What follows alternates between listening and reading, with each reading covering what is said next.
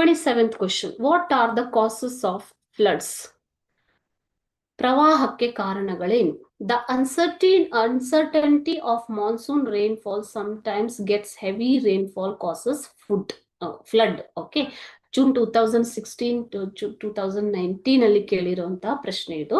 First one, the uncertainty of monsoon rainfall. So monsoon ಮುಂಗಾರು ಮಳೆಯ ಒಂದು ಅನಿಶ್ಚಿತತೆ sometimes gets heavy rainfall causes floods. ಕೆಲವೊಂದು ಬಾರಿ ಅತಿ ಹೆಚ್ಚು ಮಳೆ, ಅತಿವೃಷ್ಟಿಯಿಂದಾಗಿ ಕೂಡ ಏನಾಗುತ್ತೆ ಮಕ್ಕಳೇ, ಪ್ರವಾಹ ಪರಿಸ್ಥಿತಿ ಎದುರಾಗುತ್ತೆ. Second one, accumulation of silt in the rivers leads to overflowing of water on either side of the river causing floods.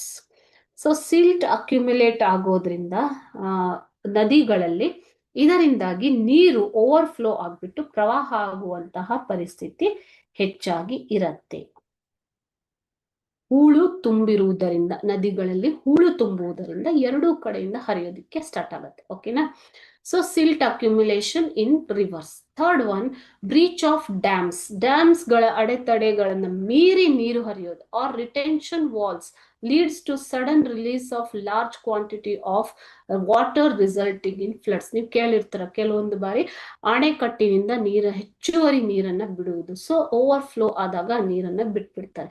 So breach of dams or retention walls leads to sudden release of large quantity of water. It results in flood. ಪ್ರವಾಹಕ್ಕೆ ಇದು ಕಾರಣ ಆಗುತ್ತೆ.